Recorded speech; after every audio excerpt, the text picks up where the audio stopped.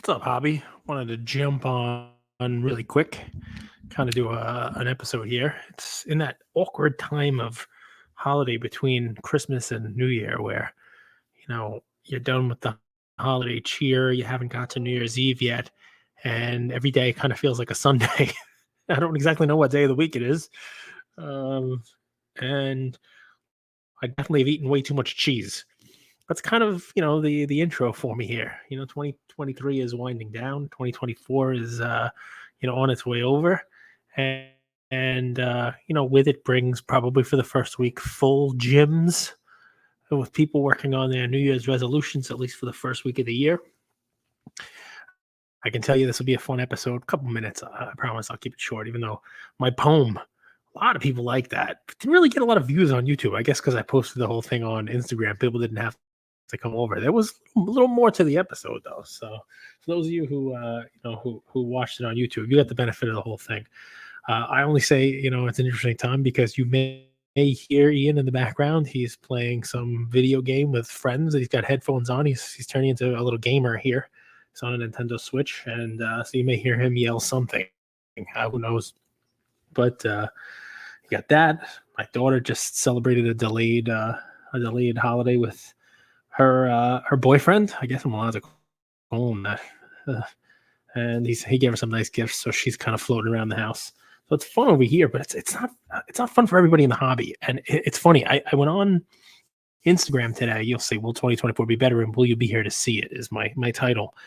I went on Instagram today to check out people's your holiday trees. I'm still waiting for somebody to make a holiday card menorah, with like 8 cards on it and that kind of stuff. That'll be fun to see if somebody builds one of those. But everybody's got their card trees up, and people have them up for Christmas. People put them up. I made mine. It had a special tree topper, Darren Ravel autograph on top. Babe Ruth, Lou Gehrig, Ken Griffey, Shaq, some good stuff, and then Darren Ravel up on top. What do you want to say? Hello. Hi. All right, there you go. Have fun with your friends, Frankenstein. So, but it's funny. I went on to some stories and stuff, and all today. So this is all in the last 12 hours or so. I'm looking at it. It runs the gamut. So I'm gonna read some stuff, right? So ready for this one? Here you go. I'll show this. See that? Hate to be a Debbie Downer, but I'm closing up shop until 1-5. Breaks aren't filling. Stories getting no views. No likes on posts. Insanely defeating. I'm sure this person posting this is not the only person who feels this way. And maybe it's just one of those things where coming on in that, break here where folks are just kind of zombies walking around their house, eating and drinking and, getting rid of leftovers. And maybe now's not the time for breaks. Who knows? Maybe, you kind of expect breaks not to be filled, or maybe it's just that it's not as easy to do this anymore. Fanatics has their favored breakers, it would appear. And it's not as easy to get product. And even if you're able to get product, it's not as easy to just go on and say, hey, I got this hobby box of hoops. Let's fill a break at significantly more money than what it cost and, just expect to make money.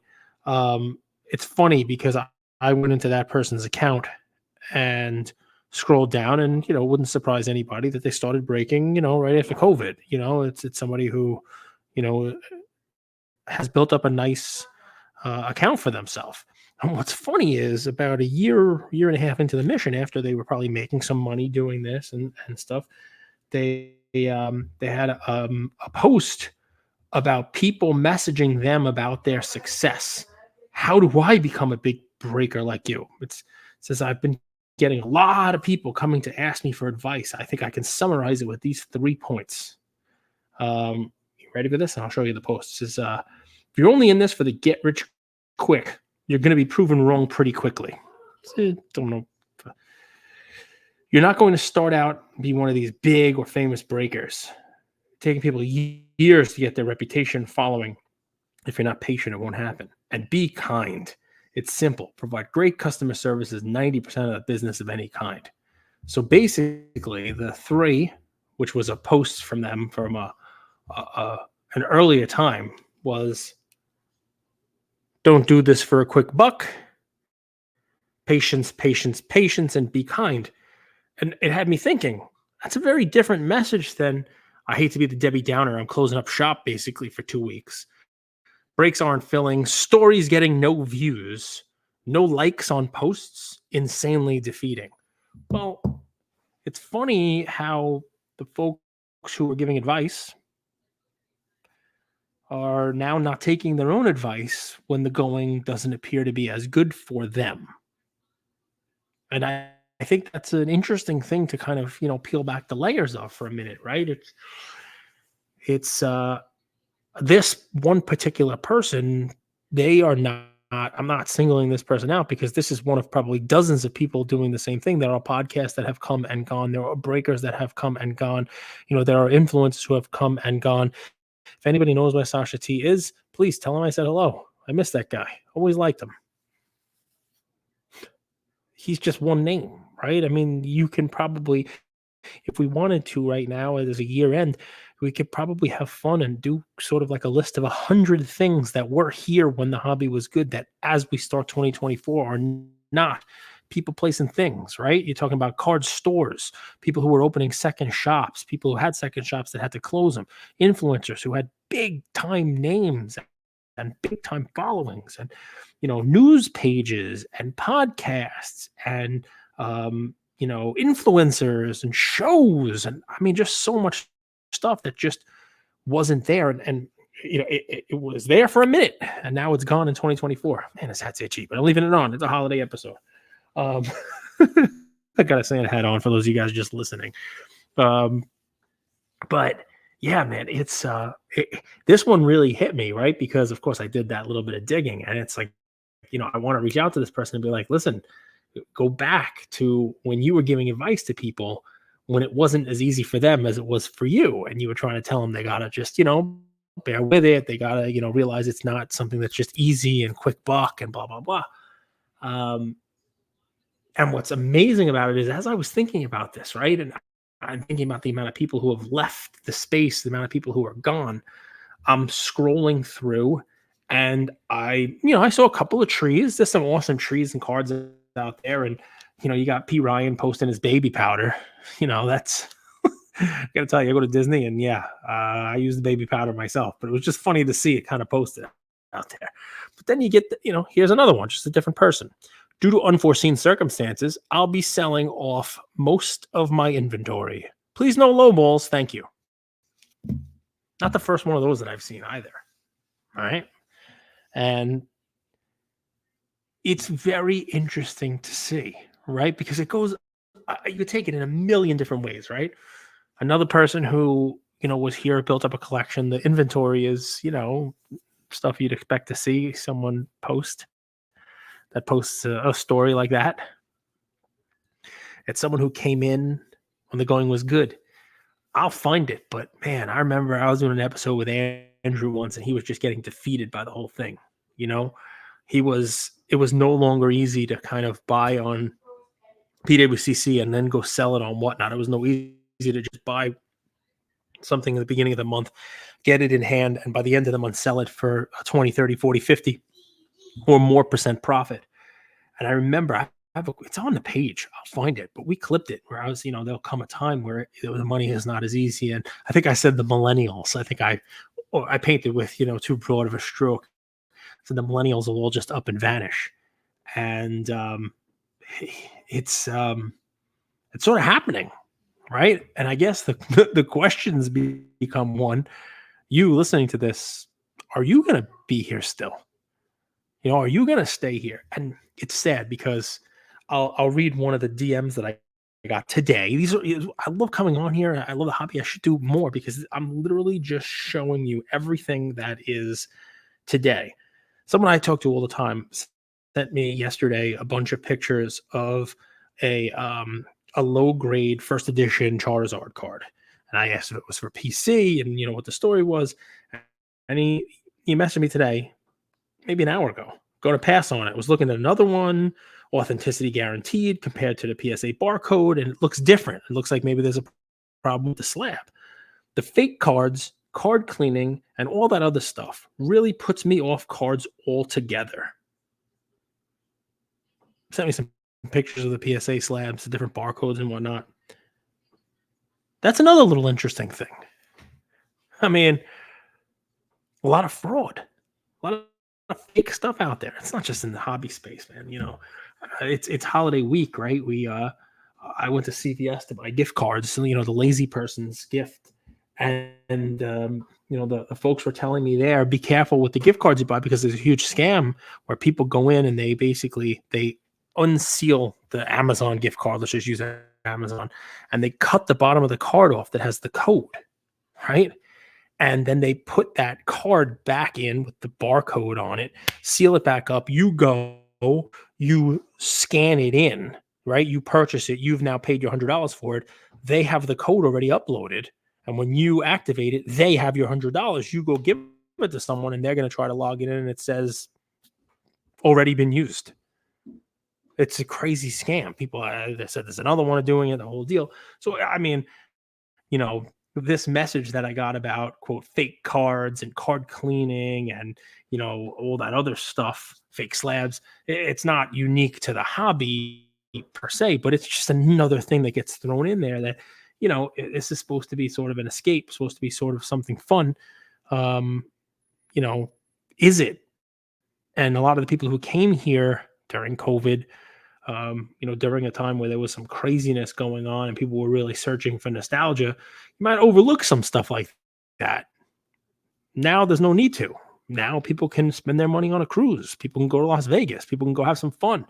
Hell, there's a lot easier to sports bet now, if that's the kind of action you want. A lot of states have opened that up, New York included, since this card boom. I saw an article about ESPN bets just really, raking in the cash.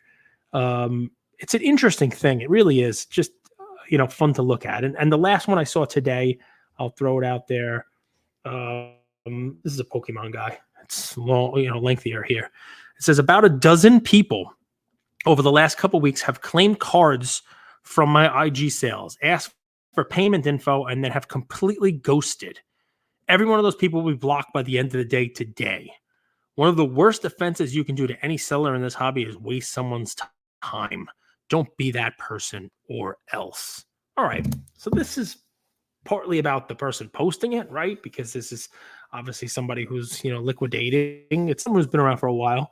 But the more important thing is what the post is about. This happens also, right? Selling is there are people who can scam, but the buying too, right? I mean, you see more shield bidding, you see more, nonsense going on eBay, you see more stuff like this where previously it was easy. You put your card up, somebody says it's mine and says I'm going to pay for it, and they pay. They don't disappear, they don't ghost, they don't run away, but different market, different fun. And it gets me thinking, Fanatics coming in and spending all this money. What's it going to look like? I saw a post. I saw a post about, it was like boycott Topps kind of deal. It was one of these things about the short prints, the super short prints. We've seen posts about petitions. We've seen all kinds of posts. Like, I don't really think, Topps and Fanatics is even going to respond to any of that stuff, nor should they. And I'll tell you why, right? We're a fickle bunch. And the way you vote is with your money. And a lot of these people are basically saying the hobby is not a place that they're going to spend their money anymore. You read that right through the stuff that I sent you. So Fanatics can't worry about, winning a popularity contest. And I thought about this today. I'm wondering what you think about this as well, right? Because I go to my LCS, and his biggest problem with Fanatics is that he's being squeezed. Now let's peel this back, right?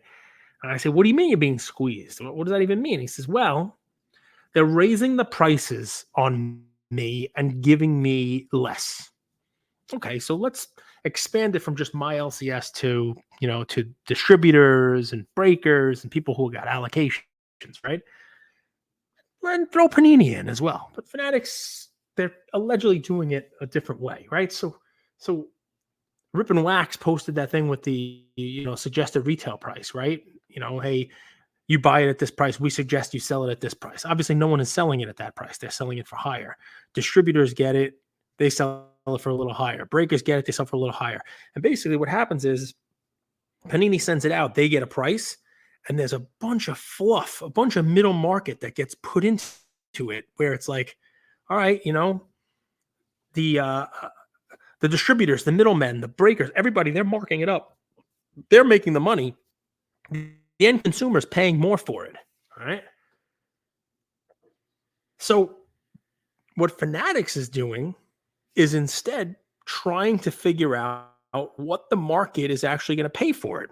Now it's smart for them, I think, right? They're not going to leave that money on the table. Panini's just charging and letting somebody else upcharge. Fanatics is saying we're going to figure out what that breaking point is here, where that middleman is not making enough money to be there, and maybe there's some savings there. Maybe the middleman leaves because they're not making enough, and maybe the end consumer gets it a little bit cheaper. And it's funny too because I was wondering what the better way of doing it is. Right, one of the companies I'm looking to buy stock in, it just had a little bit of a rundown last week from earnings. The earnings were good, but the guidance going forward and they're cutting some jobs was Nike. And Nike, it's a crazy company, right? Everybody loves Jordan. Everybody buys his shoes. My son got a pair of Jordan 4s from Santa Claus. They're pretty sweet, black ones. And that's a company that basically prints money. But today there was a release of the last shoe of the year. It's Kobe's. They were like all black Kobe protos, and they're released through the Sneakers app, SNKRS, and it's done through like a raffle, right?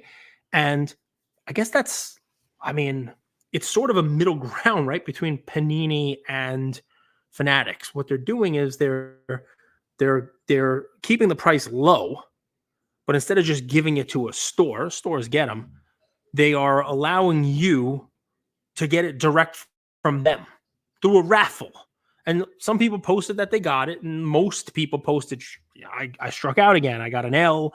I didn't get a pair. Looks like I'm going to have to go online now and buy them on StockX or buy them on GOAT or buy them at some other reseller for 3 or 4 times the price that they were on the drop. Okay. So people complaining like crazy. I never get it. Now I'm going to have to pay too much. Now the resellers are going to be the one that make the money, you name it. But at least in this one, there was a certain segment of people that were able to get it for the same price as like an LCS gets it for. Fanatics is taking it to the next level. The LCS isn't even getting it. They're just releasing it to the public. Here you go. Here's the price. Here's what we're going to charge, and we're going to continue to charge. I'm curious to see how that plays out in 2024. I'm wondering, how that's going to go. Is it going to be, breakers get a certain price, their allocation guys get a certain price? Is it going to be all direct to consumer? Are they going to do a raffle type thing also, like sneakers? Because here I am thinking, I'm going to buy stock. Maybe Nike would be better off realizing that they're losing a lot of money. They're leaving a lot of money on the table, a la Panini, because when they release these shoes, immediately, middlemen, secondary sellers are marking them up 2, 3, 5x the price and are getting it. That's the next phase for the hobby here. I'm curious to see how Fanatics does it. I'm curious to see what they're going to do and how that potentially alienates collectors. But the interesting thing is, if you kind of read through IG, a lot of these collectors, a lot of these hobby participants, they might not be here anyway. It's going to be interesting to see. I'll be here next year, not with this hat on. This hat probably has another day or two. But yeah, man, it's fun stuff. I love it. I love watching this stuff. I love, kind of going through it all. I'll tell you where my brain is. Every once in a while, I read through my DMs, and I get a lot of them. And if you're sitting there in a hobby with nothing to do and you don't know what day of the week it is, send me a DM. We'll chat. We'll have a fun conversation. I currently don't have any unread ones because I get them, I fire off response. If it's easy as like, hey, what do you think of this Charizard? Or hey, let's talk about the hobby. Or hey, I'm thinking about getting out of the hobby. And I've gotten a lot of those. And that's kind of where my brain is now. Do that hobby audit. Do it at the end of the year. It's cathartic. do that audit of your collection, that PC audit that we talked about 6 months ago. It's a good time to do it. You probably have some free time to do it too. Go through your collection, go through your stuff, see if there's anything there you can grade. I think the current PSA special, $13.99 for TCG cards. You open up some Lorcana, find some foil cards and send them off. Go ahead and grade some cards. I think SGC has a special. I think Beckett has a special. I think, there's pretty much specials all over the place. And go through that collection. See if the cards still speak to you the way they did when you bought them. If they don't, sell them. Buy something that's going to make you happier. It doesn't mean buy something expensive. It doesn't mean buy something that's crazy priced. And that's, by the way, where my brain is. I will tell you in 2022, 2023, a lot of consolidation. Everybody color up. Everybody take your silvers and go out there and get yourself a color match parallel, a numbered parallel. It was, hey, if you got your Zion silver prism rookie, trade in 2 or 3 of those, add some money and get the Zion blue, Luca blue. Go get yourself a gold of LeBron. What's funny is I made my tree, and the cards I like the most are not the ones that cost me the most. I'll say it again. I made my Christmas tree, and the cards that I like the most are not the ones that cost me the most. And I'm not talking about my 33 Gaudis that I paid hundreds of dollars for, and they're worth thousands of dollars now because I've held them for 20-something years. That's a great story in and of itself. And I think if you buy the right stuff now and are willing to hold it for 20 years, you will do fine as well. I'm not talking about that. I'm talking about my Billy Ripken, curse bat error in PSA 10. I'm talking about my Griffey upper deck, my Shaq upper deck rookie card. I'm talking about, my Don Mattingly 84 Donruss. I'm talking about those kind of cards. My Ted Williams, which, was not cheap, but was a lot cheaper than it is now because I didn't have to go out there and buy an 8. I bought a really nicely centered 5. I look at that and think to myself, that was a smart buy because it's cool looking. Everybody looks at it and says, wow, what a great looking, Ted Williams rookie, better centering than I've seen on, some 8s. Those are fun. A Will Chamberlain that I bought, that's a 1.5. And I probably paid 2.5 money for it, but man, is it a nice looking centered card. Like, those are fun. Like, I may even think about trimming some of the higher end cards that I have.